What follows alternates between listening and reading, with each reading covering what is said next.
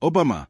Malia et Sasha Obama, qui ont grandi sous les feux des projecteurs en raison de la présidence de leur père Barack Obama, ont récemment fait des révélations surprenantes sur leur vie familiale. Ces détails ont suscité de nombreuses interrogations sur ce qui se passe vraiment derrière les portes closes de cette famille célèbre. Pourquoi ont-elles choisi de se distancer de leur nom de famille Obama?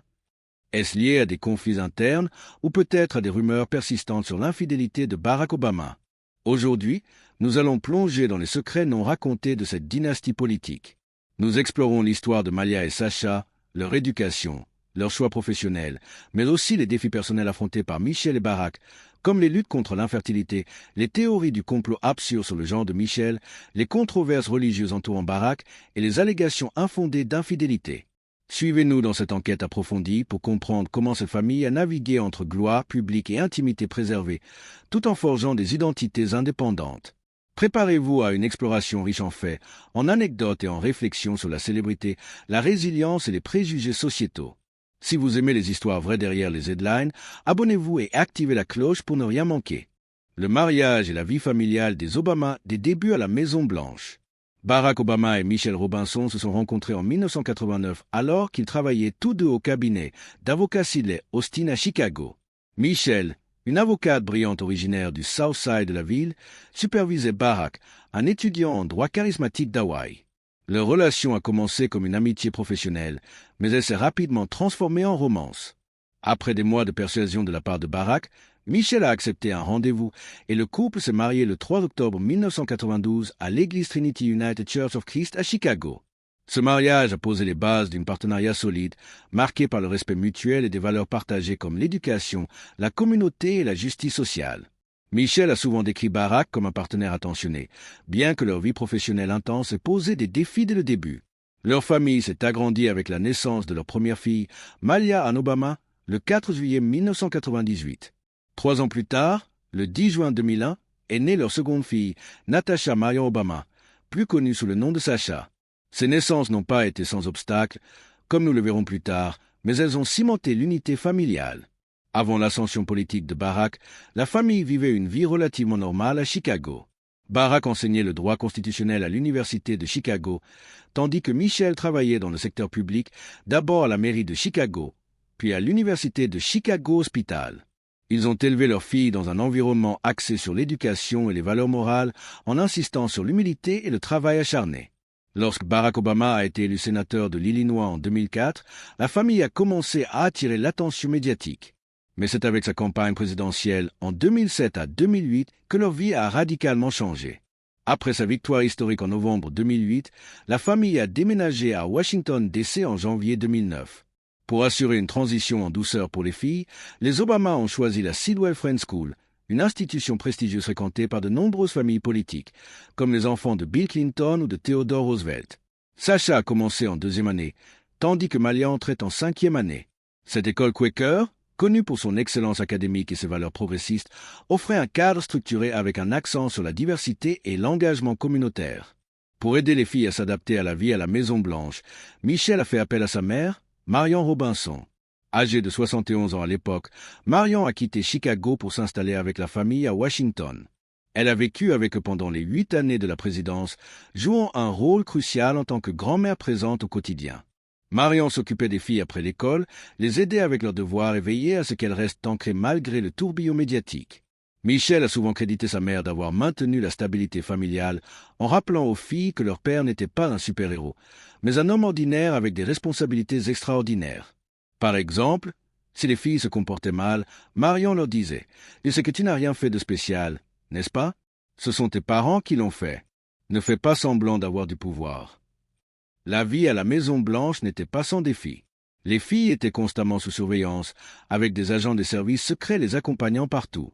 Malia et Sasha ont dû apprendre à naviguer dans un monde où chaque sortie, comme une promenade avec le chien beau ou une visite à un glacier, pouvait devenir une nouvelle médiatique. Malgré cela, les Obama ont insisté pour préserver une normalité. Michelle imposait des règles strictes. Pas de télévision en semaine, des corvées ménagères et un usage limité des téléphones portables. Barack, malgré son emploi du temps chargé, participait aux réunions parents-enseignants et aux matchs de basket de Sasha. Ces efforts ont aidé les filles à développer une résilience remarquable. Au-delà de l'éducation formelle, les Obama ont inculqué à leurs filles des leçons de vie profondes. Michelle, influencée par son propre upbringing dans une famille ouvrière, enseignait l'importance de l'empathie et du service public. Barack, avec son background multiculturel, né d'une mère américaine et d'un père kényan, encourageait la curiosité envers le monde. Des voyages familiaux, comme en Afrique ou en Europe, ont élargi leurs horizons. Par exemple, lors d'un voyage au Kenya en 2006, les filles ont rencontré leur famille élargie, apprenant sur leurs racines africaines.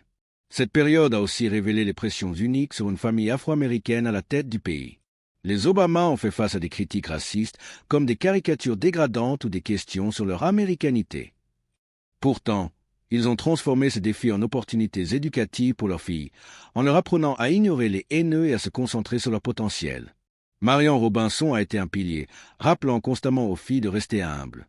Comme Michelle l'a écrit dans ses mémoires Becoming, sa mère était la personne la plus équilibrée de la famille, aidant à garder tout le monde ancré.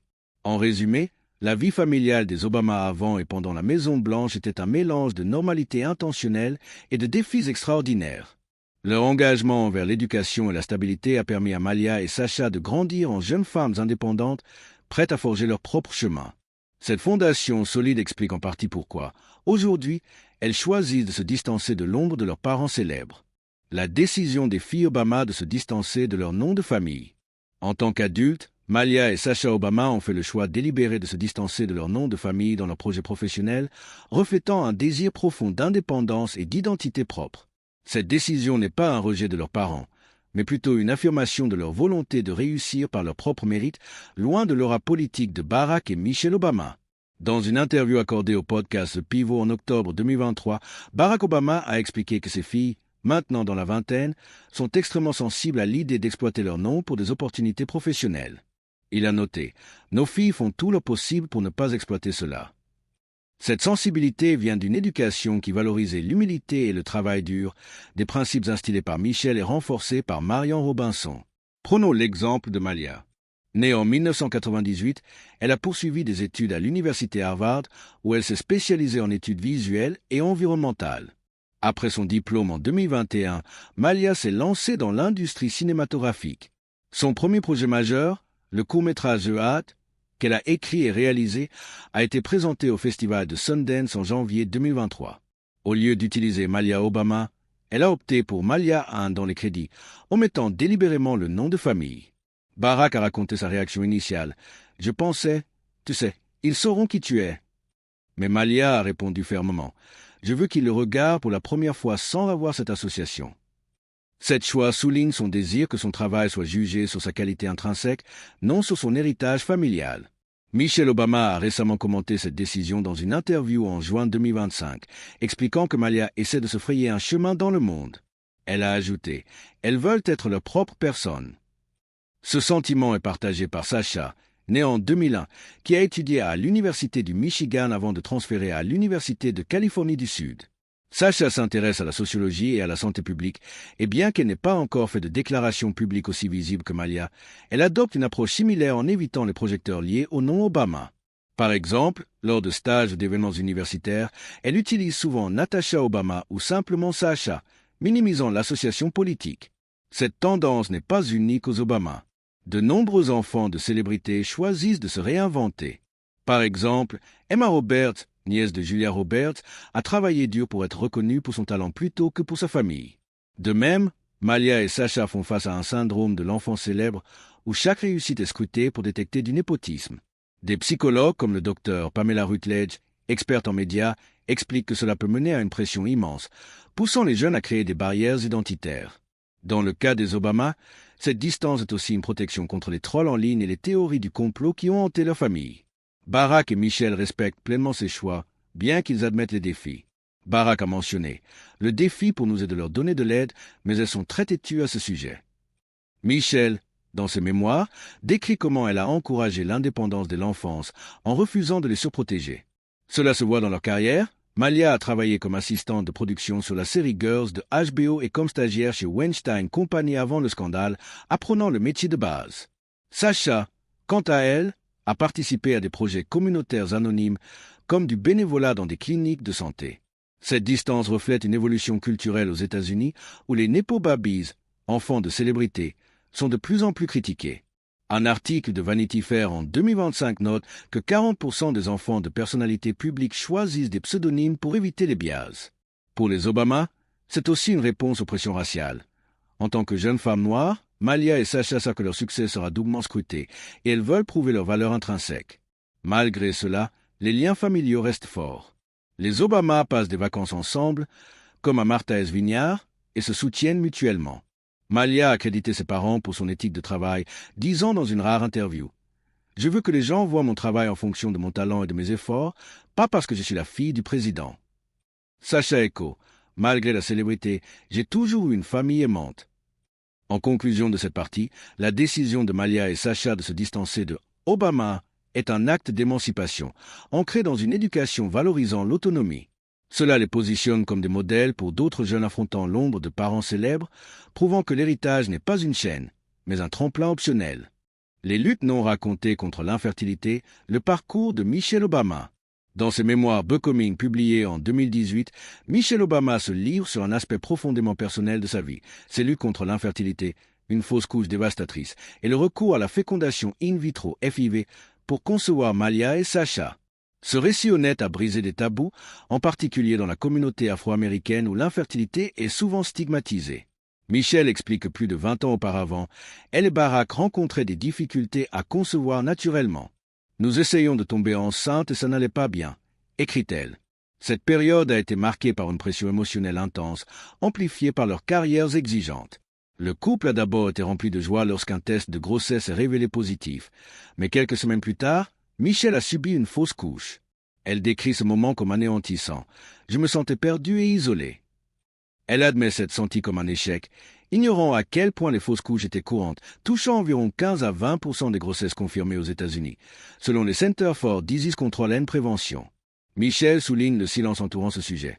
On n'en parle pas et de nombreuses femmes souffrent en silence, croyant qu'elles sont brisées. Son témoignage a encouragé des millions de femmes à partager leurs histoires, augmentant les recherches sur l'infertilité de 30% après la publication du livre. Après la fausse couche, les Obama ont exploré les options de reproduction assistée. Ils ont opté pour la FIV, un processus complexe impliquant la stimulation ovarienne, le prélèvement d'ovules, la fécondation en laboratoire et l'implantation d'embryons. Michelle décrit les injections hormonales qu'elle s'administrait seule, pendant que Barack travaillait à la législature de l'État. « J'étais en grande partie seule pour manipuler mon système reproductif », écrit-elle avec humour amer. La FIV est physiquement épuisante et coûteuse. Un cycle peut coûter jusqu'à 15 000 $ et n'a un taux de succès que de 30 à 40% par tentative pour les femmes de son âge. Elle avait environ 34 ans pour Malia. Le parcours n'a pas été linéaire. Michelle parle des tensions émotionnelles sur le mariage, frustration, impuissance, mais aussi un rapprochement grâce à leur détermination commune. Barack, dans ses propres mémoires, écho ce sentiment, notant comment cela a renforcé leur partenariat. Finalement, la FIV a réussi, menant à la naissance de Malia en 1998 et Sasha en 2001. Michelle exprime une gratitude profonde. C'était un cadeau né de notre persévérance. Ce récit a eu un impact culturel énorme.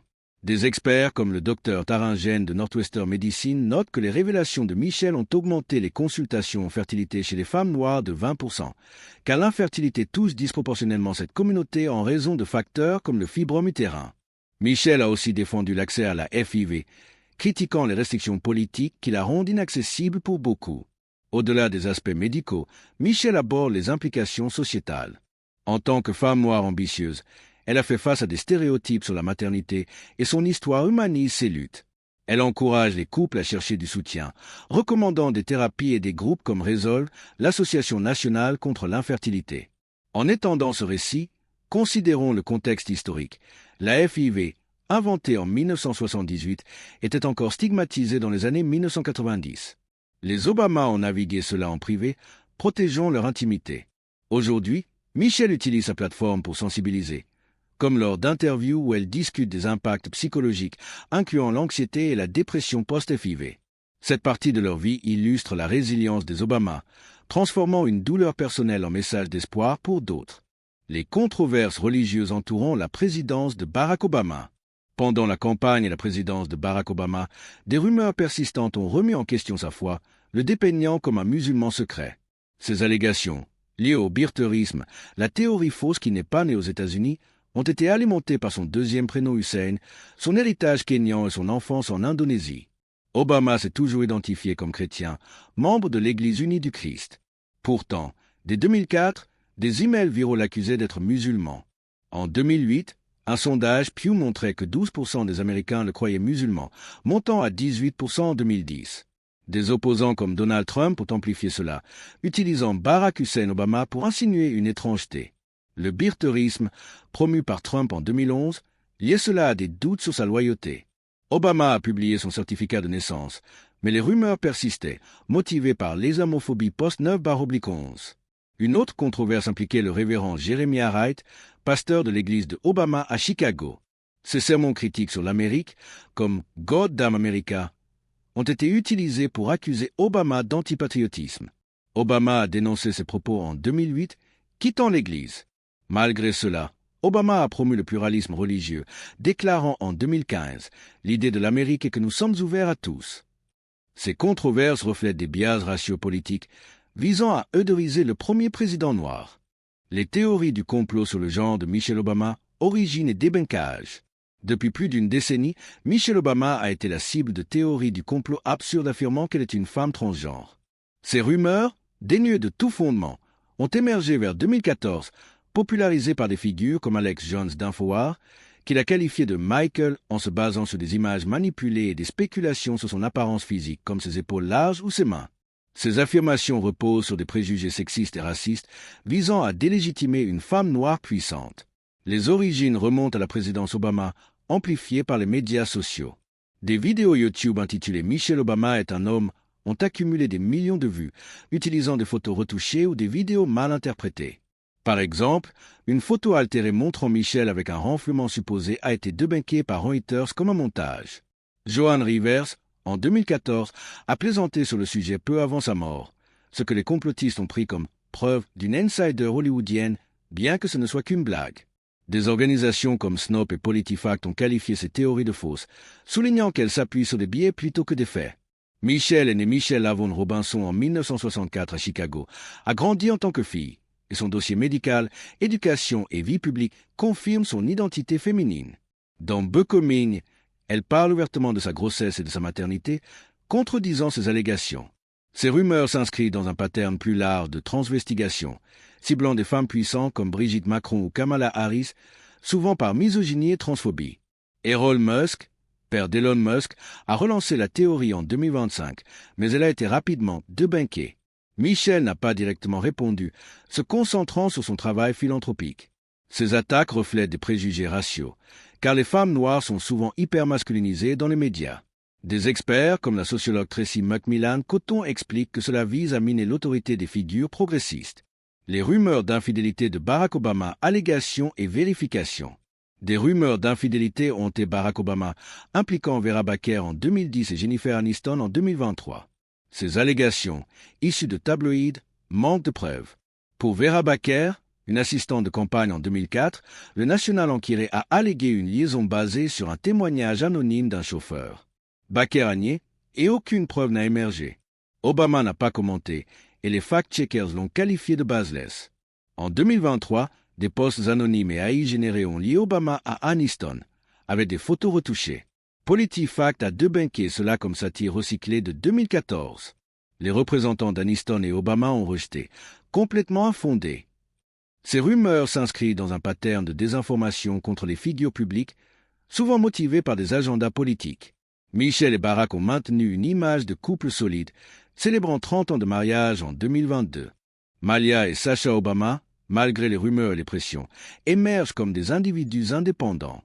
Leur distance du nom Obama honore l'héritage familial, tout en forgeant le leur.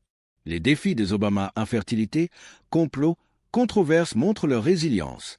Pensez-vous que ces rumeurs sont influencées par des préjugés raciaux ou juste la célébrité?